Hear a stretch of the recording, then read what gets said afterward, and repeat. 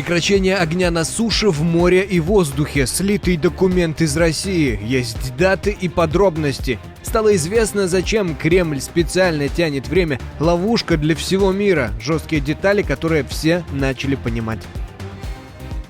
Экстренное заседание Совбеза РФ. Неожиданное решение и речь Путина. Китай угрожает США. Еще чуть-чуть, и страны встанут на грань войны. Разбираемся.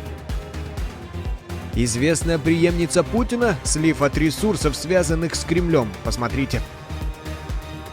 Борьба за Казахстан. Китай и РФ встают на тропу войны. О чем речь? Война начинается между Россией и Беларусью. Какая? В мире хотят остановить распространение россиян. Как и где? Почти 90 погибших. Страшные катастрофы накрывают планету одна за другой. Где что случится в следующий раз? Обзор событий в мире. И многое другое. Самые важные и срочные новости, эксклюзивные подробности. Вы смотрите информационный выпуск «Нехта». Оперативно о событиях в России, Беларуси, Украине и мире. Раньше и понятнее других. Все, что нужно знать сегодня. Прекращение огня на суше, в море и воздухе с международным мониторингом. Новая утечка от The New York Times раскрыла ключевые детали меморандума Украины, который Киев передал России и США. Документ содержит положение о полном прекращении огня. Мониторинг предложено передать в руки международных партнеров.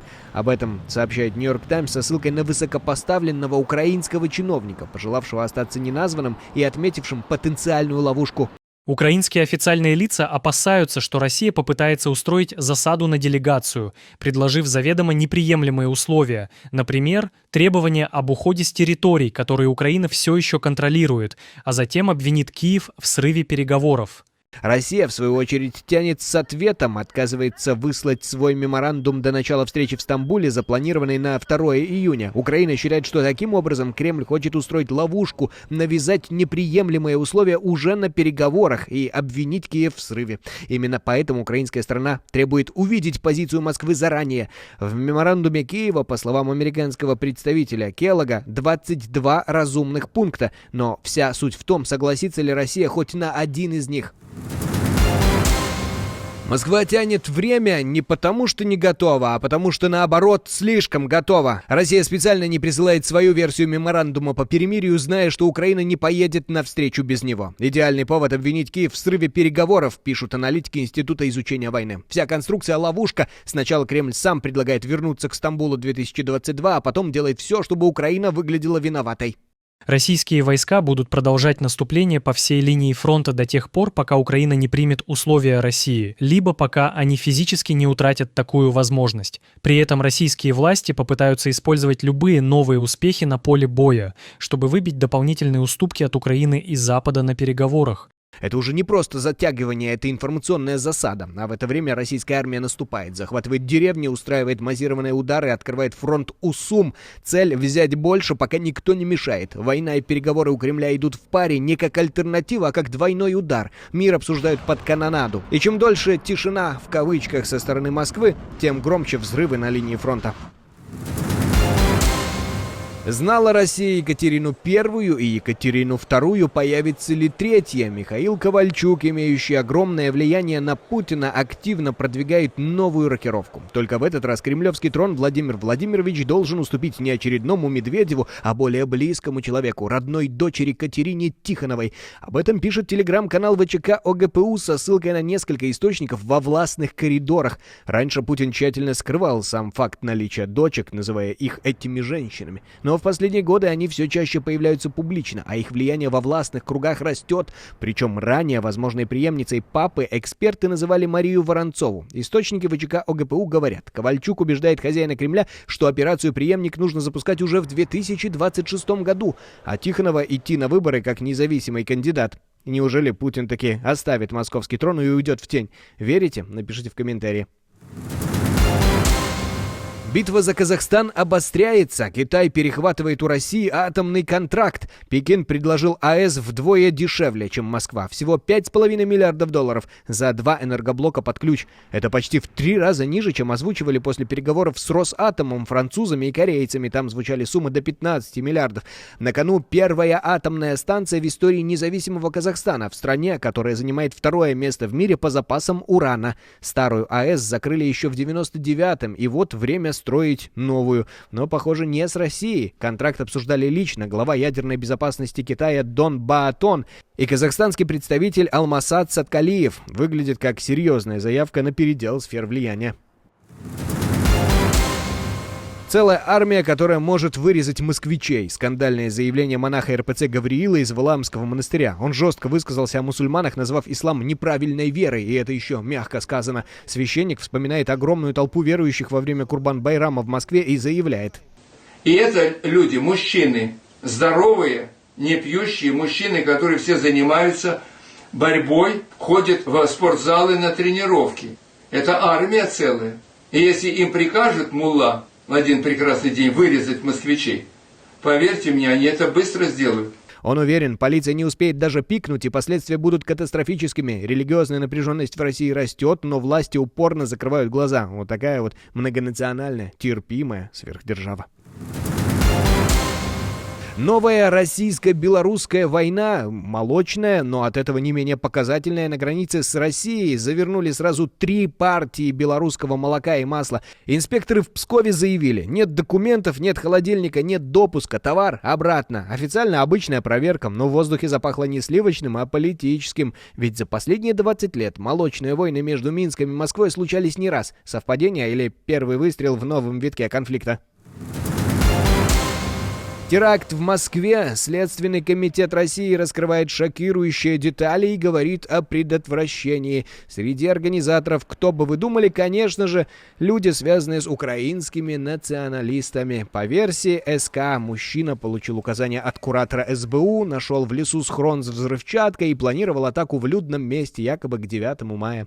Его уже арестовали, а в телефоне нашли переписку и координаты закладки. СМИ пишут: задержанный 26-летний Андрей Б., поклонник, конечно же, Гитлера, ранее судим за экстремизм. Неделю назад аналогичный случай в Калининграде, обещание $205 тысяч и попытка взорвать парад, снова по заданию Украины, правда, никто ничего не взорвал.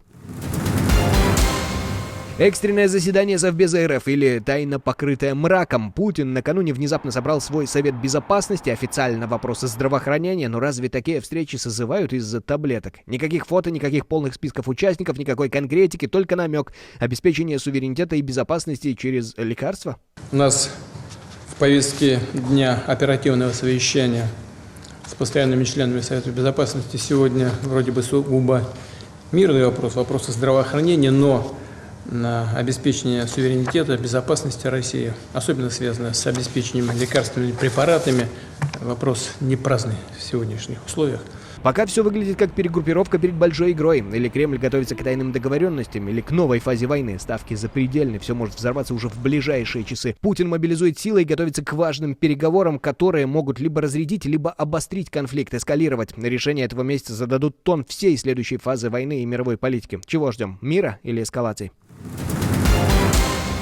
А вот зампред Совбеза РФ Дмитрий Медведев показывает уровень российского подхода к политике. Запасной президент РФ сорвался на Зеленского. Тля, насекомое, ничтожество и членистоногое. Все в одном посте. Прямая речь или политическая истерика, рассудите сами. Зачем зеленая тля ищет прямых переговоров с президентами США и России? Ответ вроде бы очевиден. Разговор на троих означает мощную легитимацию насекомого за счет авторитета присутствующих. Ниже Медведев, будто срываясь на личное, добил, как ему кажется, Зеленского еще словами «ничтожное» и «членистоногое». Повод – желание украинского президента сесть за стол переговоров с Путиным и Трампом. По версии Медведева, это жалкая попытка легитимизации за чужой счет. В Кремле продолжают играть на понижение, а вернее на унижение, превращая потенциальную дипломатию в токсичное шоу, отравленное ядом, а может быть и алкоголем. Но больше всего удивляет несогласованность посылов. Песков говорит, что Путин не против встречи с Зеленским. Президент Путин говорил неоднократно, что принципиально он за контакты на высшем уровне. Безусловно, они востребованы, но они должны быть подготовлены. И сначала должен быть достигнут результат на переговорах делегаций, на прямых переговорах делегаций двух стран. Дональд Трамп снова обрушился на Китай. Президент США обвинил Пекин в нарушении тарифных договоренностей. 2 недели назад экономика Китая оказалась в серьезной опасности. Мы, по сути, полностью прекратили торговлю с Китаем, и для них это стало разрушительным. Многие фабрики закрылись, и, мягко говоря, начались гражданские волнения. По мнению Трампа, он спас экономику Поднебесной, отложив действие тарифов на 90 дней. Благодаря этой сделке все быстро стабилизировалось, и Китай вернулся к обычному ведению бизнеса. Все были довольны. Это хорошая новость. А плохая новость в том, что Китай, возможно, что неудивительно для некоторых, полностью нарушил наше соглашение. Так что из меня больше не выйдет классного парня. 12 мая страны объявили о 3-месячном перемирии в торговой войне. Вашингтон должен был в это время снизить пошлины со 145% до 30%, а Пекин со 125% до 10%. В то же время Китай потихоньку начинает угрожать США, уже не только экономически, и из-за Тайваня. Китай решительно выступает против поставок США оружия Тайваню и требует соблюдения принципа одного Китая и 3 китайско-американских коммюнике, особенно от 17 августа. Вашингтон должен прекратить провоцировать напряженность в Тайваньском проливе. Китай твердо намерен защищать суверенитет и территориальную целостность. А в мире тем временем хотят остановить распространение россиян. Пока Путин призывает россиянок рожать, в Аргентине им перекрывают кислород. Президент Хавьер Милей, союзник Трампа и жесткий противник миграции, закрывает родильные ворота для иностранок. Только в 2022 году в страну прилетели свыше 10 тысяч беременных россиянок рожать ради паспорта для младенца. Но теперь этот трюк больше не сработает. Роды не дают ВНЖ, а гражданство не положено. Власти жалуются. Только за прошлый год больницы потратили на иностранцев $100 миллионов. Милей говорит, хватит. Аргентина ставит заслон и прямо указывает на Россию. Катастрофы одна за другой шагают по миру, и становятся они все более опасными и непредсказуемыми. Теперь Нигерия. Внезапное наводнение смыло десятки домов. Спасатели достают тела из-под обломков. Уже 88 погибших, и число жертв растет с каждым часом. Люди тонули в собственных домах. Стихия обрушилась вечером без предупреждения и просто стерла городские кварталы с лица земли. Сколько таких бедствий еще впереди? Швейцарская деревня исчезла с лица земли всего за одну ночь, и это сейчас обсуждает весь мир. 28 мая гигантский ледник сошел с гор в кантоне Вале, вызвав землетрясение магнитудой 3,1 и полностью разрушив Блаттен, село, где жили почти 100 человек.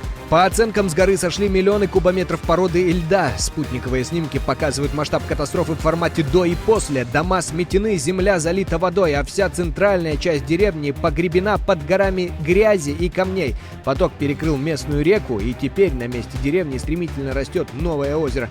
Это одно из крупнейших природных бедствий в истории региона.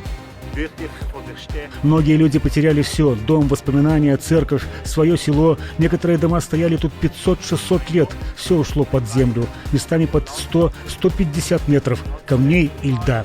И хотя жителей успели эвакуировать за неделю до трагедии, один человек все еще числится пропавшим без вести. Природа сильнее человека, напоминают власти.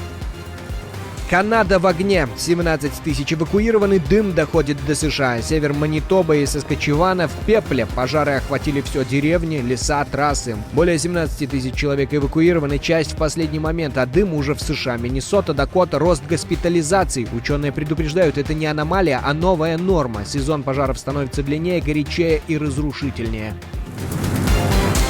Отдельное спасибо, что смотрите, досматриваете до конца, и спасибо за доверие. Жду ваших развернутых комментариев, лайков и репостов. Это важно для того, чтобы нас становилось больше. Прекрасного вам и продуктивного дня. На этом пока все. До новых встреч и хороших вам новостей.